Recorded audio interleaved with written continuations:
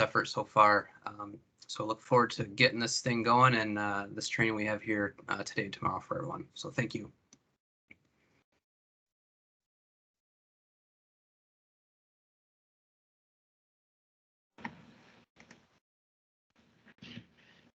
Okay, my apologies. John, if you could confirm you can hear and see me.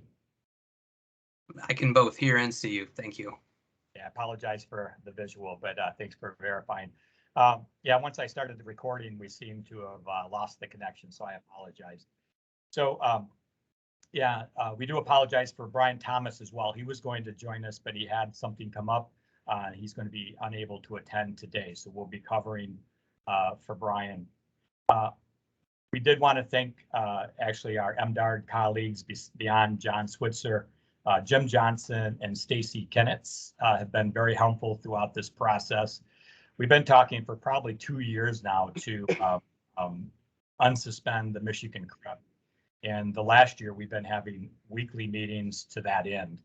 And so we've become very well acquainted throughout that process. And again, we're excited that we can finally have this conversation.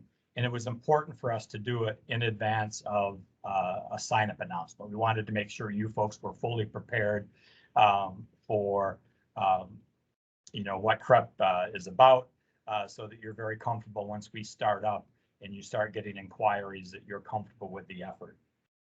Within NRCS, again, Brian Thomas has been there from the beginning.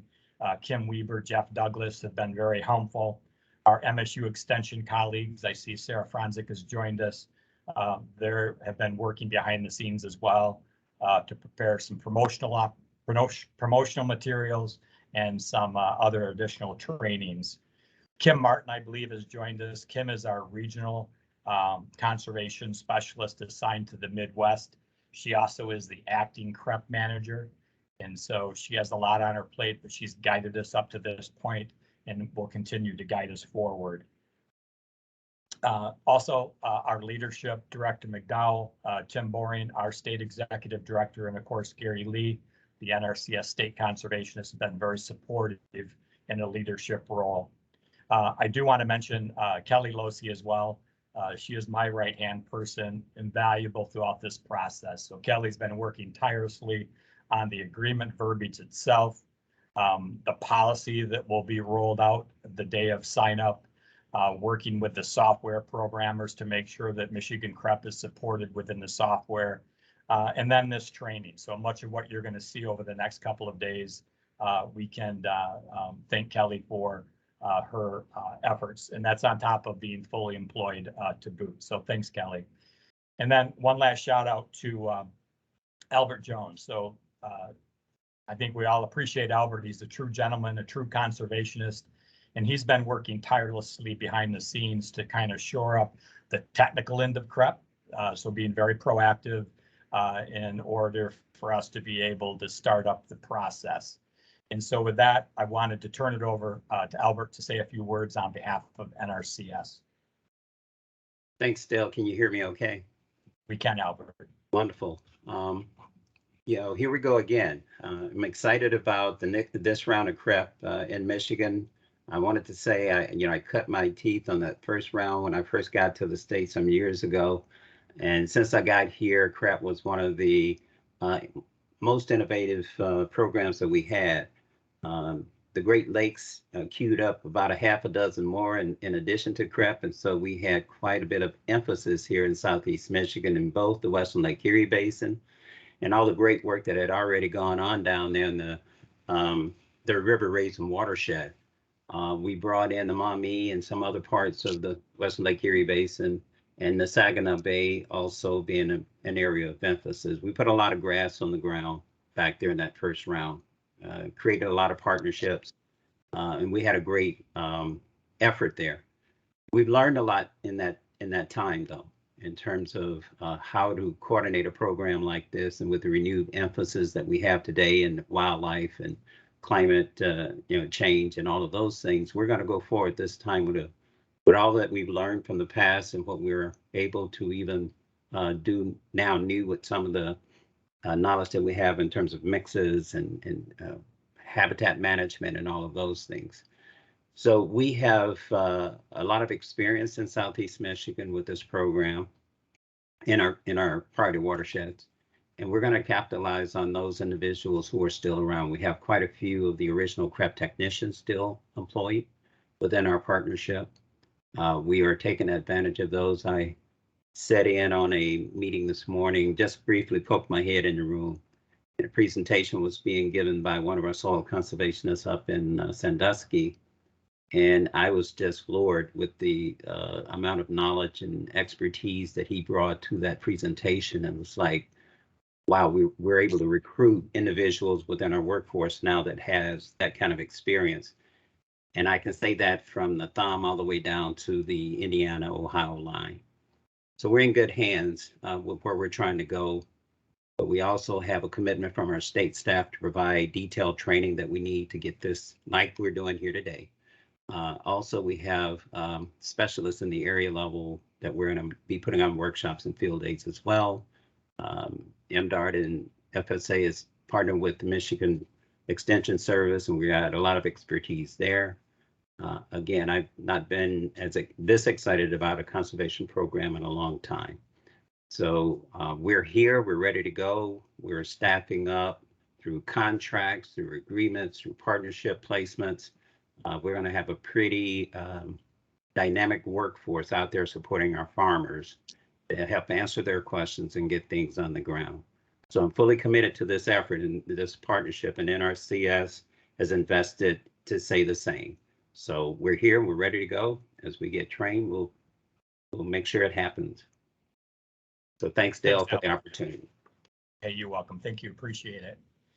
So with that, let's get started.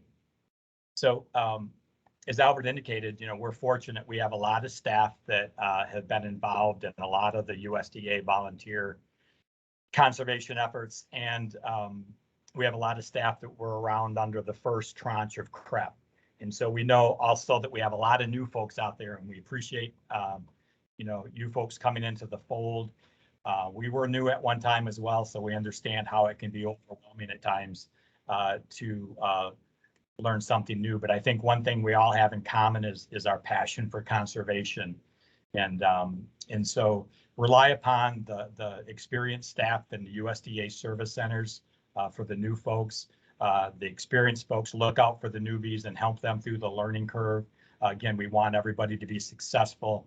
And as Albert indicated, the original CREP was very innovative, and we had some successes, and we did learn quite a few lessons, not only in the state, but the national office. And so you'll see a lot of those lessons now weaved into this new effort, and we're very excited about it. So again, today is the first of two training sessions focused on CREP. And so today's agenda, we're going to kind of cover the who, what, when, where, and why. And again, we're hoping after today and tomorrow, you folks will have a pretty good sense and a foundation, a comfort level. So once we do announce a sign up, you start getting inquiries, you'll have a full sense, we believe, of what this effort's about, what everybody's role is. And as I say, our roles, those are going to shift and change over time as well. But as we will talk, CREP is only an enhanced version of CRP, right? We're not reinventing the wheel. So we do have a lot of experience, business processes in place that we can rely upon. So again, we're going to give you a good sense of what CREP is about here in Michigan. We're going to look and focus in on participant and land eligibility, take a look at some of the marketing and promotion efforts to date by our MSU extension colleagues, and then what that looks like moving forward. We're going to provide an overview of the state of Michigan electronic funds transfer online registration. That's something that'll make more sense once John covers it, but essentially any of our USDA clientele that participate in CREP have to become a clientele in the Michigan database as well. We're going to go through and talk in detail on the CREP sign-up offer process. We're going to take a look at some assistive tools and documents that have been developed. And then we're going to talk about other conservation efforts and how they relate to this. So, again, we view CREP as we're excited about it, but it's only one tool in our toolbox. So we want to talk in depth about that as well. So just a little bit of background, again, on the Conservation Reserve Enhancement Program. So as you know, the first bullet indicates it essentially is a component of the CRP, the Conservation Reserve Program. And it's been around since 1985. So CRP is the oldest, I think still the most recognizable USDA conservation effort. It's certainly evolved over time. But as the name implies, CREP, the enhanced version, brings enhanced partners, enhanced financial incentives to encourage people to consider voluntary enrollment under the effort, and just enhanced promotion and marketing opportunities. And it's a focused effort on some of our most environmentally sensitive agricultural lands. The USDA and the state of Michigan, again, we've partnered in implementing this voluntary conservation reserve enhancement program. Our goal is to enroll up to 80,000 acres of agricultural land within the identified project areas. We'll talk about what those areas look like and where they're at. And with CREP, again, high priority conservation goals are identified first by the state, and then federal funds are supplemented with non-federal funds to achieve those goals. So again, some 10,000 foot view topics here. Michigan CREP conservation benefits, again, are targeted to improve water quality by reducing sediment, nutrient, nitrogen, and other pollutants from entering streams and rivers. And it also has a component that enhances wildlife habitat in these focused areas. Is of interest, this picture on this slide, I always like to give Kelly credit. Back when we celebrated the 20th anniversary of CREP, which again was about 15, 16 years ago, we had an opportunity to go up in a small plane in Tuscola County and take a few pictures of the original CREP. And this is one of the pictures that Kelly took that day, literally hanging out of this Vietnam era observation plane, taking these pictures, and they turned out really well. So whenever I see those, it takes me back to that day. It was really kind of stunning to see it from the air.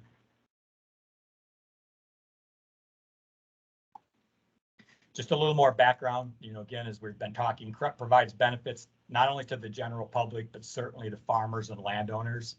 It's essentially publicly funded. And so we do want all of the partners to understand that we're utilizing these public funds for the greater good. It is an important voluntary tool in the reduction of nutrient and sediment runoff.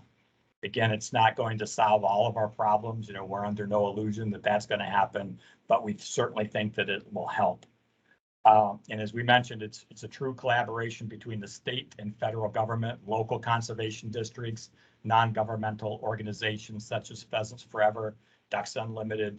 Again, these folks have been at the table here in Michigan from the very start. And as I mentioned, our goal is to enroll 80,000 acres within these watersheds. We currently have about a little over 20,350 acres enrolled under our previous CREP. And we have about 2,630 acres of that's going to be expiring at the end of this fiscal year, September 30th, 2022. This is the slide that we like to use, and we've used it for a while. We've updated the different logos. It's not necessarily all inclusive, but I think it does demonstrate the partnership and the power of partnerships. And I'll admit, when I first came into this role back in 2000, one of my first tasks was to finish up the Michigan CREP and get it rolling. At the time, it was a little daunting working with all the various partners. But once we did get CREP up and running, what was very remarkable to me is it demonstrated the real partnership, the power of these types of partnerships. I don't know if we'll see this level of activity again, but early on in CREP in Michigan, we had about 5,000 acres that was being offered on a monthly basis. I mean, it was overwhelming, phenomenal, but it spoke to the power of this partnership. And again, we're expecting bigger and better things. We're excited that the meat technicians are now part of this effort. Meat didn't exist when we first started with CREP, but they're certainly going to be an integral part of our success as we move forward. So focusing in, again, advantages of CREP, it targets conservation efforts in critical watersheds. So you can see the map here. These are the watersheds that we focused on initially and that we'll continue to focus in on. Those priority watersheds are the Lake Macatawa in Ottawa and Allegan County, the Saginaw Bay, and as Albert indicated, the expanded Western Lake Erie Basin as reflected on the map. We have focused practices that we'll talk about that address water quality and wildlife habitat. Landowners don't have to compete for funding nationally. So unlike a general sign up where they have to compete, anybody that qualifies, that offers eligible land that qualifies, that NRCS or one of the technicians determines meets the needs and feasibilities, we can contract under this effort. So again, it allows for continuous sign-up opportunities. And then again, one of the other big enhancements, it provides greater incentives to attract participation. So it makes the business process or the business decision that landowners or farmers have to make a little bit easier, right? So they do tend to be good stewards of the land, but they're trying to make every acre pay. And so when we're trying to compete with those crops and convince them to take land out of production and put in a conservation cover, we have to make it attractive enough to make it an easy business decision for them. And then we thought this was interesting. Many of you probably already aware of this, but yesterday was World Water Day. So World Water Day allows us, nationally to focus in on the importance of fresh water. And thought it was interesting. I mean, I don't think we think about this enough. And being surrounded by fresh water, sometimes I know myself, I take it for granted, but only 3% of the Earth's water supply is fresh water, with only 0.5% that's available for our collective uses. I think those are pretty powerful statistics. 84% of North America's surface fresh water is within the Great Lakes. 21% of the world's supply of surface fresh water is within the Great Lakes Basin. Again, we're the keepers of that. I think that's an important task that we have. And then it goes on to share a few other statistics that are important when you look at the number of individuals that rely upon the Great Lakes water source. The other interesting thing is we look at this map, you can see some of the algae blooms, certainly the ones we're familiar with down in Lake Erie. You can also see that there's algae blooms up in the Saginaw Bay. At least, when this picture was being taken, you can see them up in the St. Mary's River and elsewhere across the Great Lakes. So again, CREP isn't going to solve those problems, but it's going to be a tool that we can start to better address maybe and mitigate some of those consequences. So with that, I'm going to turn it over to John to cover the next couple of slides. So over to you, John. Thanks, Dale. One of the great things about CREP that I find is it's twofold on so many different levels, and that slide that Dale just showed with some of those stats really highlights that. There are definitely some real benefits to the landowners and the farmers who participate in the program. There's also some great benefits to the general public in the form of better water quality, better soil health, a healthy environment as a result of CREP and the practices that are associated with it. So these practices are specifically handpicked to help us reduce soil erosion, decrease fertilizer and nutrient inputs in and around water, increase water retention and infiltration, reduce sediment runoff, reduce nutrient inputs, and generally improve water quality. But again, on a twofold, there's also some terrific wildlife habitat benefits of these CREP practices. And then specific to the farmer or landowner participating in the program, it's geared to target marginal cropland. Really, the incentive there is saying to farm the best and conserve the rest. We specifically chose these 3 watersheds because they're high priority for the state of Michigan. But we also want to make sure that we're keeping productive ag land productive. So the hope is that these practices will be implemented in places that are high risk and can have some great benefits to the environment. but also serve as a another source of reliable income for our farmer partners out there as they're looking to manage their business and in a sustainable fashion. And I think something near and dear to all of our hearts here is the fact that it's a voluntary program and really helps avoid that need for further regulation at some point down the road. You could flip to the next slide, please. So both Albert and Dale did touch a little bit on the history of CREP. It's been around since early 2000 when we first signed our agreement with USDA. Dale mentioned we have a goal of 80,000 acres, and we just about hit that in the around 2015 or so, where we maxed out at just over 79,000 acres. And we had over 6,700 landowners, individual farmers and landowners enrolled with contracts in CREP.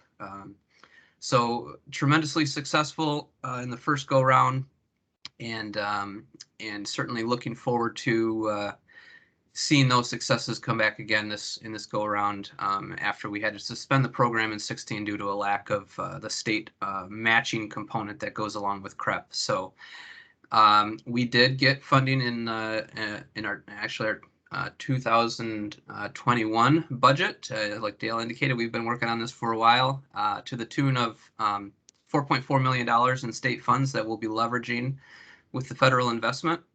And our hopes is that can get us back on track to moving, again, getting those 20,000-ish acres that Dale mentioned back up closer to that 80,000 acre goal here as we move forward. So a couple little breakdowns on the kind of the broad categories of the practices that are eligible. We'll go into some detail on those later today and tomorrow, but give you a good idea of kind of the distribution of prior enrollment and interest we had in CREP back in the first generation of this program. With that, I believe I'm turning it over to Kelly to take over. Thanks, John. Over to you, Kelly. Hey, thanks, Dale. So good afternoon, everyone. I'm going to cover participant and land eligibility criteria overview. Dale, if you would go ahead and advance to the next slide. So one thing that we have quite a list here of eligible participants, and that can include individuals and entities, different organizations. The one thing I want to draw attention to at the bottom of this slide is in 2008, the Farm Bill took out where state and local governments can actually earn payments, but they're still eligible to participate just as a landowner. And they actually have to have somebody that isn't eligible that will meet operator eligibility that I'm going to cover here in a couple slides. So just to draw attention to that, but we do have all sorts of organizations and entities that do participate within CRP. Next slide, please. So eligibility criteria, FSA staff, you're going to find that we're really hitting kind of the 10,000 foot here on this today. We're not going to get deep in the weeds about waivers of ownership and those types of things, tenant landlord provisions and stuff, because we have a lot of partners on here. That's something if you feel we need to get further into in a future discussion, we will certainly do that.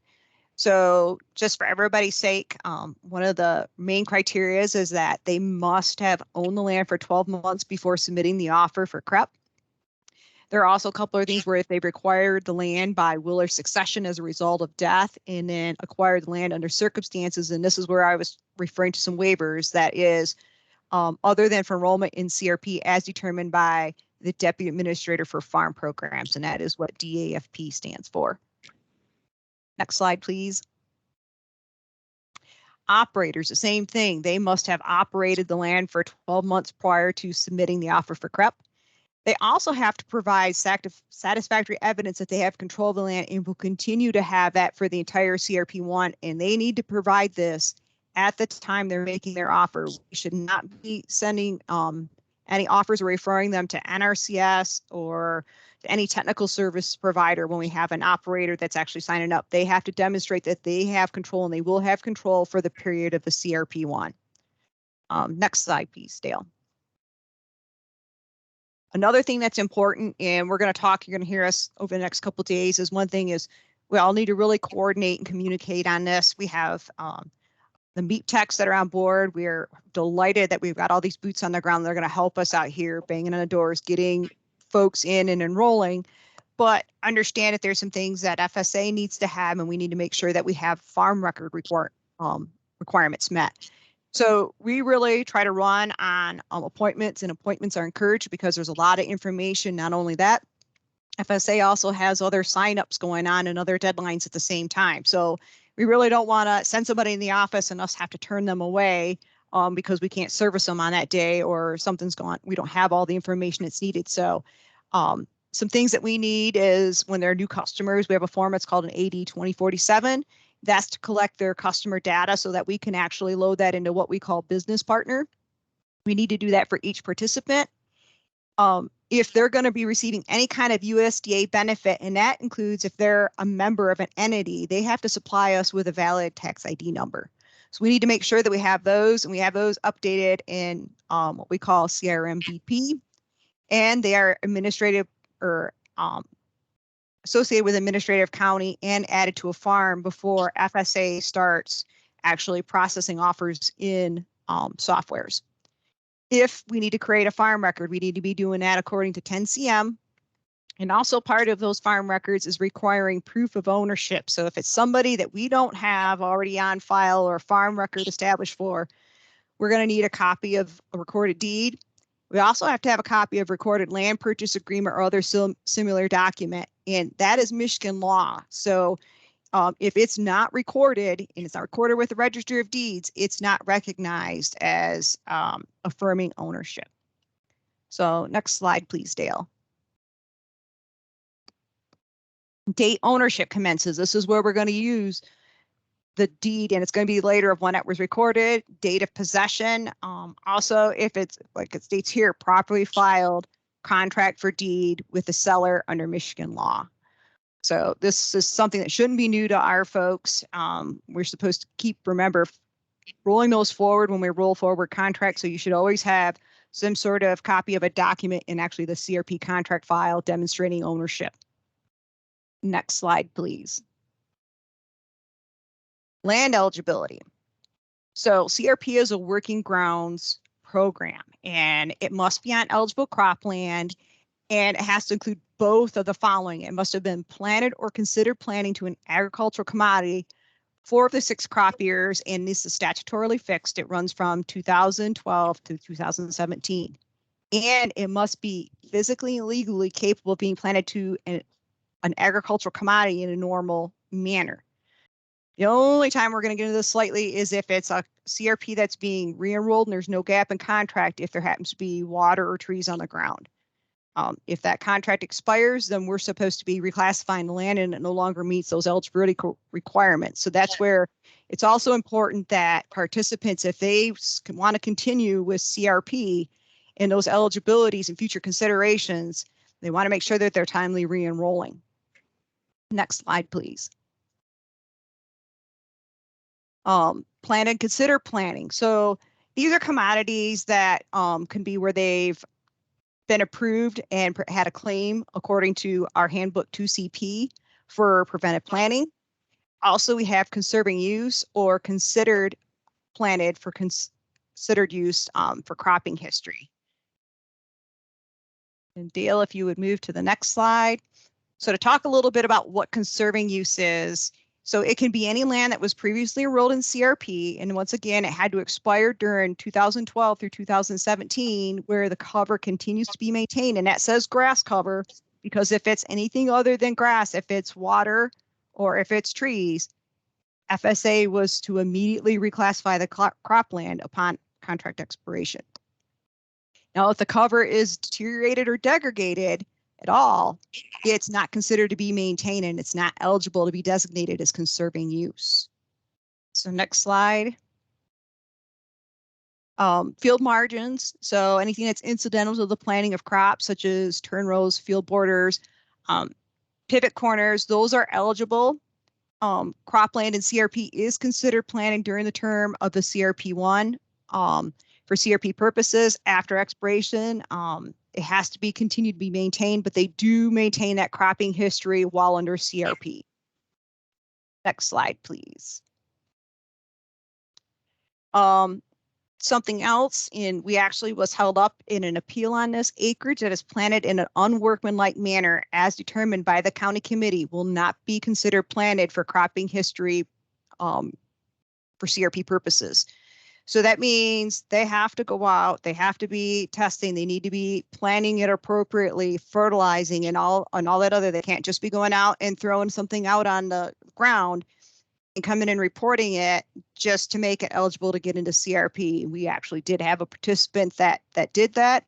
They actually was pretty forthcoming about, that they didn't soil test, they hadn't planted the cover, to the right appropriate depth and all that stuff. And it was pretty easy for us to be upheld. So if at any point there's somebody that we know or we think that they're just throwing seed on the ground just for that purpose, that is considered an unworkmanlike manner.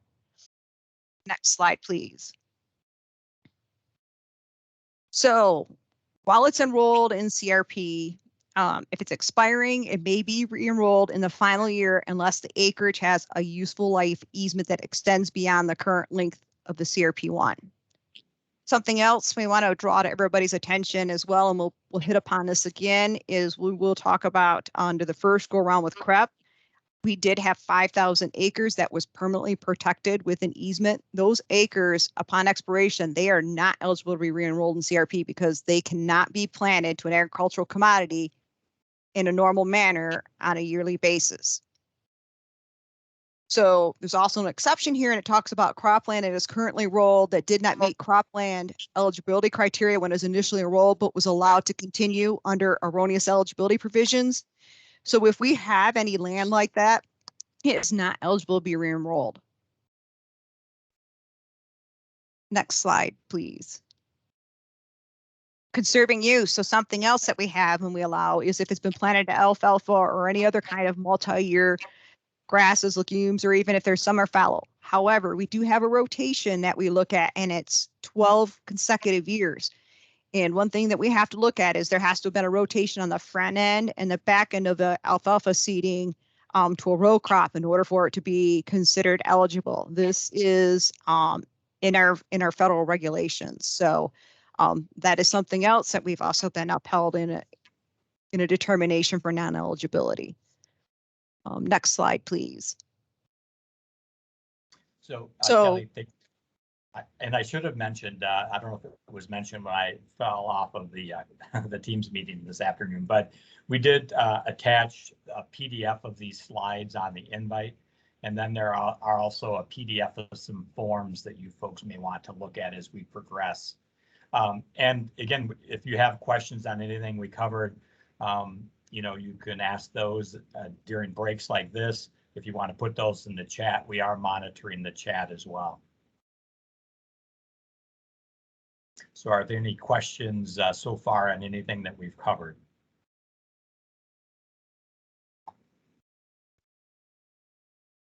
Okay, if not, I believe John's going to get into some marketing and promotion, how we envision it moving forward. So over to you, John. Thanks, Dale. And like Dale mentioned earlier on, we have partnered with MSU Extension to help provide some of their expertise in outreach, marketing, education, promotion of CREP. So they have been working along with us here over the past year and a half, and starting to develop some of these resources. Hopefully, many of you were able to catch the webinar they put on a couple weeks ago around marketing promotion efforts. If not, and you're interested in learning more about that, the link at the bottom of the screen there will take you to their website that they've developed for CREP, and has a recording of that webinar on there. Some good information. Encourage folks to check that out. But yeah, they'll be available. They're already working on developing some materials that can be used to help promote CREP. It's one of the roles that our conservation district partners will be playing, helping to promote this locally for their farmers and producers. And so, obviously the standard promotional efforts like newsletters, press releases, social media, there will be some materials that are being developed that folks can use to use for those outreach efforts. Also going to be encouraging field days and meetings, trying to get the information out to folks on the land. Things like showcasing BMPs as they've been installed, getting farmers who have worked with the program in the past some feedback and support, and kind of that peer-to-peer networking and encouraging participation. And then obviously targeting to specific audiences and promoting across programs. And if you want to go to the next slide, I'll speak to that a little bit more. Especially in the Western Lake Erie Basin, we're hoping to take a little bit of a new approach in working with farmers, again, from a voluntary perspective of using some technology. We're working on building out what's called the ACPF model, Ag Conservation Planning Framework. It's actually a GIS tool that was developed by USDA ARS, and it uses LiDAR data, soils data, other GIS layers to be able to look at a field by field level in a HUC 12 watershed where specific BMPs would be ideally situated. A lot of those are the practices that we're going to have available during CREP. And then there's some other sensitive area GIS maps and other tools and resources that MSU has access to that we're hoping folks will use to really kind of help pick out where these practices should go, and then proactively reach out to farmers and landowners and saying, hey, there's an opportunity here that maybe could address some issues that you're dealing with, and let's talk about maybe seeing if this is a good fit for you and your goals.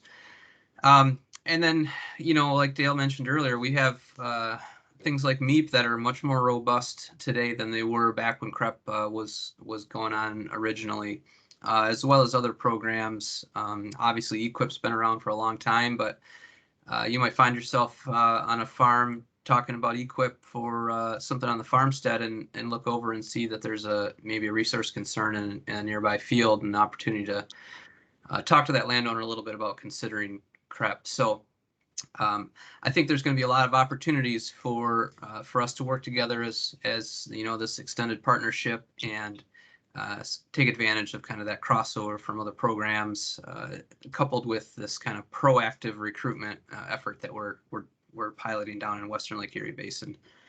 So excited to see that roll out. And you know, in a little bit, Kelly's going to get into kind of the process for enrolling. I just wanted to kind of slide this in here so people are aware of the fact that, you know, sometimes you might be at different stages with a landowner than, you know, the typical process that Kelly's going to run through. You know, maybe you already know where they're at and what their needs are and what their goals are, but it's still important to follow this, you know, the process as she's going to define, just to make sure that nothing's missed here. And then lastly, if you want to flip to the next slide, this was mentioned earlier as well. One thing that we do require through the state of Michigan is having participants signed up in our financial payment system that's called Sigma. There is a website that folks can go to sign up, to register in Sigma as a vendor, is what we would call them, so that we can make our payments, state of Michigan side of payments to these participants. We are going to be asking our conservation district partners to help landowners walk through this registration process if they need it. I know a lot of our farmers aren't always real comfortable doing some of this stuff digitally. It is a pretty straightforward process, more or less, you know, signing up with an email and username, and then putting some contact information and linking a bank account. But in the event they're not comfortable doing that, we're going to ask our conservation district partners to help out, and we'll be providing some additional training and resources so that they're comfortable doing that on a case-by-case basis. So that's one of the pieces that's going to be slid in here that Kelly's going to talk about, I believe, next. So I'll turn it over to Kelly. Thanks, John. Over to you, Kelly, to get into the CREP kind of process. Thanks. So as I mentioned once before, coordination. We're going to be talking about that as I walk through and talk about the different step-by-step processes. But in prior to getting deeper into those step-by-step processes, we wanted to make sure we have a lot of new folks that may not be aware that we actually have a CRP referral tracking log. We originally developed this back in 2016, and it was in response to Sign Up 48 interest. And for those that were around back then, part of the things that we were going on is we were getting very close to hitting our cap under CRP nationally, and we were running continuous like a general sign up in where we would allow so much interest in and we would stop taking, and then we'd look to see if we could take those and then move forward. So we had a lot of lurching that we were doing through that, but also we needed to look at and know exactly where we were at. We look at it also from the state office that helps us to manage and track. We look at this and know if there's a service center that may need some additional assistance. And then the one thing that we've done and we recently enhanced, I want to say it was early last year, was we actually did a color progressive color coding for this. So you can look at this and immediately determine the status of the CRP offers. And when you open up the page, you will see what those color codes are. Now, when you click on where you can see down there, there's a little see all where it actually opens up to the full Excel document. It'll still be color coded, but you won't see what those different stages are. Just know that green means it's done and we've received all our information from NRCS. So with that, Dale, if you would forward to the next slide. Thank you. So once again, just to go a little deeper into what that color code log is or key is. So when it really starts when FSA provides NRCS with the accepted offer documentation. And I will get into further in the step-by-step process of what that is and when that documentation goes to them. NRCS, when they complete their site visit, it's going to go from basically an orange to a yellow. And then that comes back. FSA contacts the participant, gathers signatures on the contract. We make sure that they're willing to move forward, that it meets feasibility and suitability, and that it's needed. And then we provide it back, and NRCS completes their conservation plan status. And once they're done with that and they've obtained all the signatures, that's when they load those dates in and it becomes green and we know exactly where we're at. A lot of times when we're getting closer to the end or a certain ways out as far as for deadlines for the various conservation planning deadlines that we have for CRP, we at the state office, we do pull down this report. We send it out to other management as far as when the NRCS as well as FSA. So we all know at any given time where we're at. Within this log, we have two different forms that are in here. And just for you guys to have an understanding, there's continuous and general. So continuous, that's really where CREP and a lot of the other sign up, we're going to call it sign up 57 for this year because that's what it is. Those go under that format, which is a very different process as far as what's asked for in the forms versus general and grasslands, because those don't start and we don't start recording anything in there until we've gotten a list back of accepted and rejected offers. So just to give you guys a little bit of a heads up that there are two different forms, and it's because there are two different processes within CRP. Next slide, please. I'm not going to go into all detail on this. We actually put out have a notice out on this, and it was amended into our 2 CRP handbook. Tells you what the responsibilities are, and as you saw on the form, we have the sections color coded as far as for which agency is responsible. And we are going to add, and you'll see from the sign up number, we are going to add a specific for SU 57 CREP, so we can actually track and know what we have for CREP offers that are out there that are outstanding. Next slide, please. Once again, a little bit more about what those requirements are for the form. We have some areas where you'll see that it's gray, where it's meant for both multi-use agency between NRCS and FSA. That's where you can add any pertinent information, notes as you're passing it back and forth. Next. And then there's also an area for NRCS with their responsibility and their requirements. And most of that is when you data fill dates in, when you've been out and you've done your site visit, when you have everything you need for the conservation plan and you provided it to FSA. And then once again, just a notes section. Next slide, please. So just before I get into talking about the step-by-step process, we wanted to provide you with just this and a little background to what you will see. Will you commonly use CRP1, which is for the CRP contract. CRP2C is a worksheet and offer form that is specific to the continuous sign-up, including CREP. Also, the newest form or State of Michigan CREP contract, which is the MI CREP 3. We're also going to talk about an MI 417, which is a payment transmittal document that'll be passed back and forth between MDARD and FSA.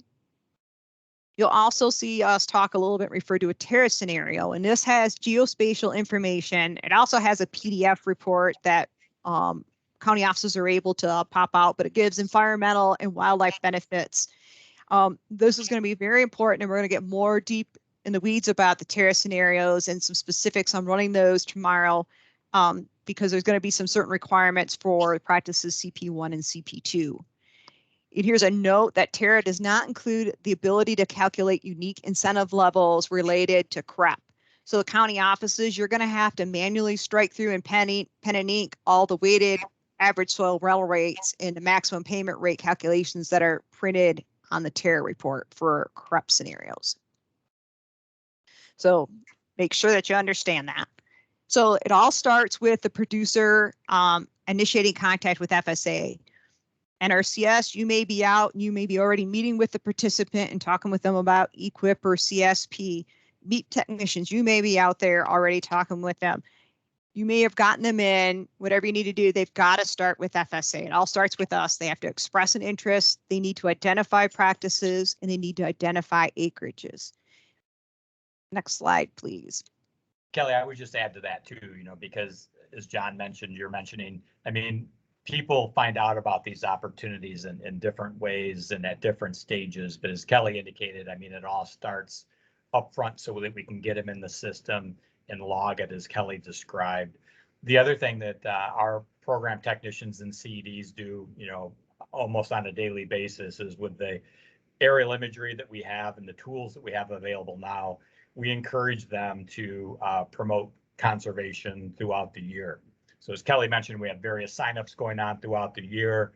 Again, with our technology, you can really, with a practiced eye, see where folks may want to consider adopting some of these practices, not only CREP, but some of the other opportunities that we're all aware are out there. So again, this is just something we try to stress that we appreciate all of the interest, and we recognize that folks are going to be funding people in at different levels. That's where the coordination really comes into play. And again, we're fortunate we can all be very proactive with the tools we have now compared to what we had back in the day. So Kelly, I'll get off that soapbox and pass it back over to you. Sure. And Jackie's asking, do we have CREP sign up dates? We're going to cover that tomorrow. We do tentatively have a sign up date.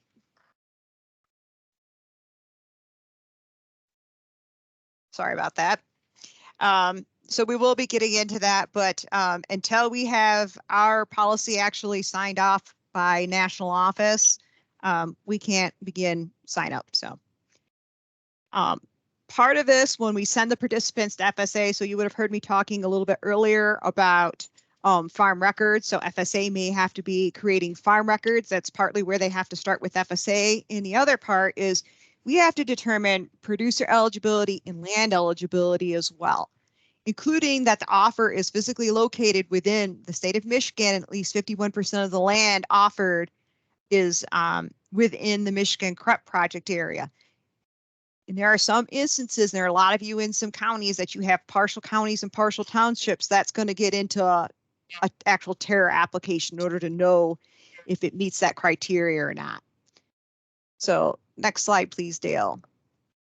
So as part of that, like I said, is going to be obtaining all owners associated with the land, ensuring that they have a record in CRM business file, or as we call it, a customer record.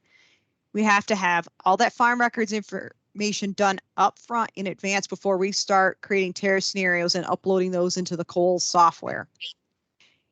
We need to make sure that all owners are associated with the track in farm records.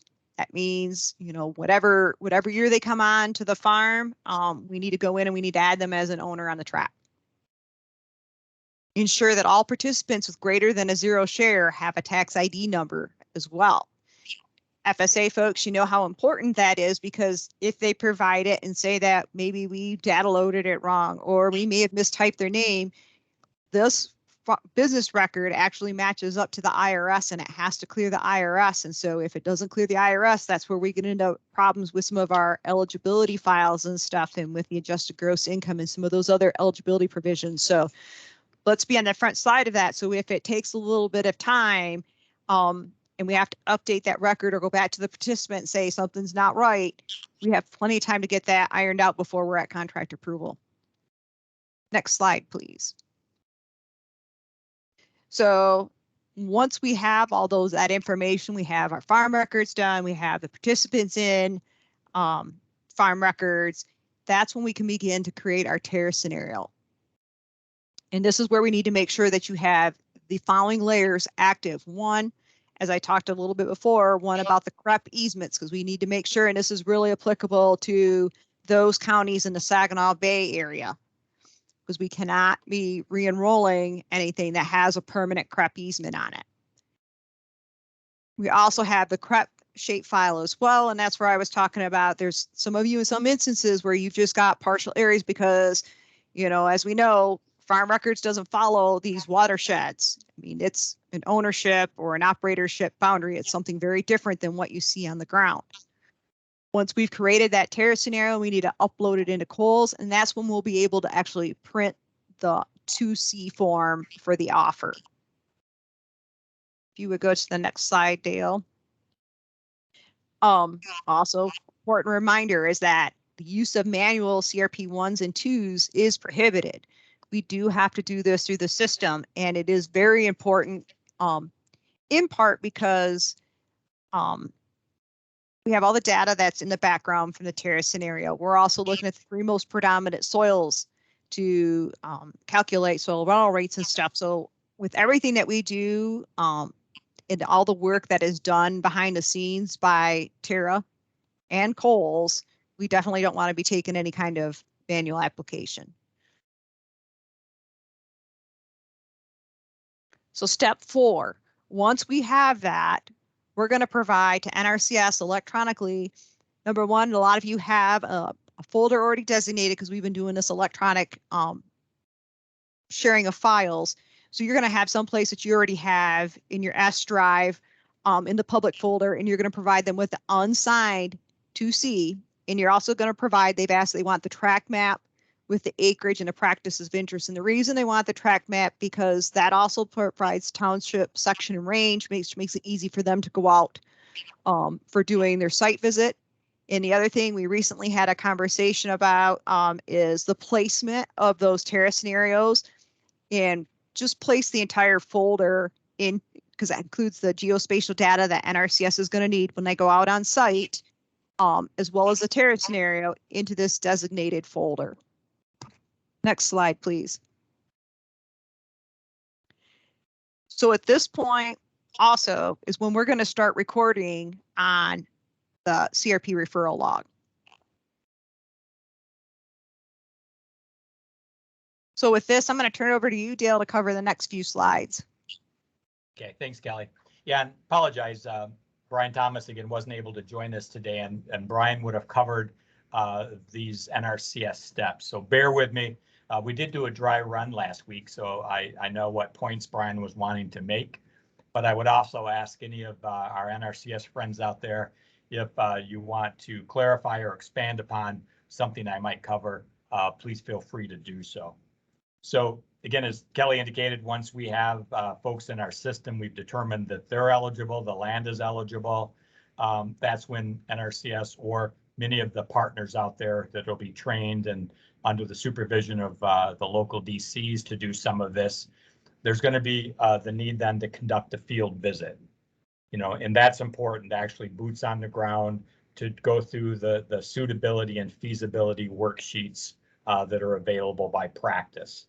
So these are really only applicable, though, to newly enrolled acres or offers that are a combination of new and re-enrolled acreage. So again, CREP is designed to, allow for new acreage to be enrolled and these practices installed. And again, there's a component of CRP, which is the same with CREP, that we will consider re-enrollment without breaks in contract. And sometimes you will see somebody that says, look, I have a contract that's expiring.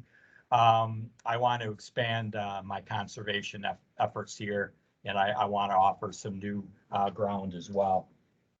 So, and I believe that Brian has produced the CREP specific practice suitability and feasibility worksheets. And so those will be available to NRCS and the TSPs out there. So we're going to walk through an example. This is actually, I believe, an Ingham County photo of a farm where a producer was wanting to enroll a filter strip, which we refer to as a CP21. So again, for all the newbies out there, we've thrown a lot at you, you know, these various handbooks we talk about. Again, they contain all of the policy that we are required to follow. And then again, we have a lot of jargon, but I think, you know, you folks, if you're not already familiar with it, you'll pick up on it fairly quickly. So this is an example actually of one of the suitability and feasibility worksheets. This one specifically is for a CP21. And again, I think Brian's done some training. There'll be some additional training for you folks on how to complete these. And again, it's a process where a producer may say, look, I think I want to do a filter strip. But when you go out there from a technical aspect, you may look at that and say, you know, it really, after I fill out this suitability and feasibility worksheet, that's really not the best practice for the situation. And so as we talk further through this session and tomorrow, again, we have tons of other programs that hopefully will fit the objective of the landowner, but also fit the policy and procedure. So these forms really are important in that it's a documentation at the time of enrollment, what the situation was, and it confirms whether this particular practice is really suited for the site. So again, I think most of you are familiar with these. We've used them the last few years. And again, there's a specific set of these that Brian's developed for CREP. So the conservation status review form, again, the MI NRCS LTP 13. This is the documentation that we're going to use. Again, we're not necessarily doing a status review on re-enrolled acres, but as we mentioned, the suitability and feasibility worksheets are really designed for new acreage or new acreage that might have some re-enrollment as well. And so if it's a re-enrolled acres, again, in Michigan, we're going to use the status review form. And again, this still requires a site visit for re-enrollment because we need to go out and technically look at the practice that's being offered for re-enrollment. And I know Brian would say, if he was with us today, that he gets questions from folks that are new to a specific service center. And some of you are going to run into this. You may go out to a site and you may look at it and you may say, you know, this practice really doesn't appear maybe to ever have been feasible or suitable for this acreage. And as Brian would say, if you run into that, simply document that, right? We may have another practice that is needed and suitable. It may not be a CREP practice, but it may be one of the other CRP practices that are available, or it may be one of the other efforts that we're familiar with. So if you run into that, as Brian would say, if you're aware of it, you don't want that to continue under your watch, right? Correct it when you see it. We're not going to go back in time on those in fairness to the participants, but moving forward, if we didn't get it right, we want to get it right at that point. So when NRCS, or again, one of the technicians are going out on re-enrollment, you're going to use again the LTP 13 as your documentation source. And you're going to be looking at the CRP practice. Now, is it being maintained according to the conservation plan? And if there were any engineering designs as a component of that practice, you'd want to look at those if applicable. Is the approved cover, again, being maintained according to the conservation plan? Is the CRP practice resolving or addressing the resource concerns, and does it meet the purpose of the practice? If it doesn't, again, we may have to go in a different direction, but if it does, that's one of the things we want to check off through a site visit. Again, NRCS conservation practices are applied in a way that meets the purpose of the CRP practice. And then is the CRP practice, does it meet the current practice standards? Standards do change over time. And this we may run into if somebody has a continuous CRP CP21 filter strip, and they're interested in now offering that as a CREP CP21. That is, requires some additional standards, if you will, or some additional requirements. So one of the enhancements of CREP are all the practices that we are using under CREP have been enhanced in some way. And so, again, it's important for us to recognize if it's an older one and the practice has changed, they may have to agree to do certain things to bring it up to the new standard.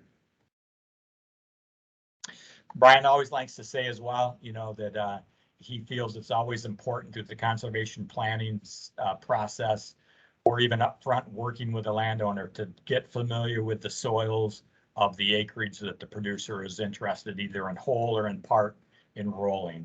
And again, you folks know you can tell a lot from the soils. If we're talking a wetland restoration practice, right, we're going to want to make sure that there's hydric soils, at least in part, on that acreage. If not, again, through a site visit, there may be the need to bring a soil scientist along to determine the extent of the actual hydric soils. It may also then give you a clue up front what type of practice may be suitable versus another, native versus non-native, introduced species, that type of thing. And so again, I think you folks understand that. And again, I know that that's what Brian always likes to point out with this particular slide. Along with that, then there is an NRCS plan map. And again, this is just, we like to refer to it as the recipe for a participant. The conservation planning tools out of the conservation desktop are really impressive, at least in my opinion. And again, it gives the producer a roadmap on, what they're installing, why they're installing it, how they install it. It gives them everything that they need, but it also ensures that from an NRCS standpoint, that what's being put on the ground meets the standards and specs, and it meets the CRP policy. And these maps are a great component of a good conservation plan. So as Kelly indicated, the next step then is NRCS is going to return an unsigned CRP2C.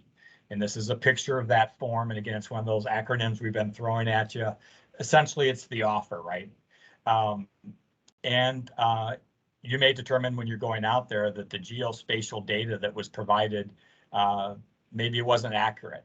And so you may then provide newer changed geospatial data for the offer that you would have gathered from that site visit. And then this is on new land or new land with re-enrolled a component to it.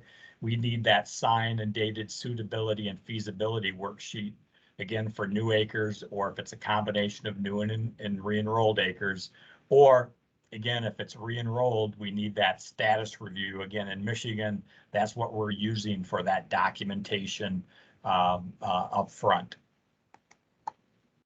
And again, referencing the CRP referral log that Kelly's talked about, this is where then NRCS is going to record the date the site visit was completed for each offer FSA on the Michigan CRP referral log.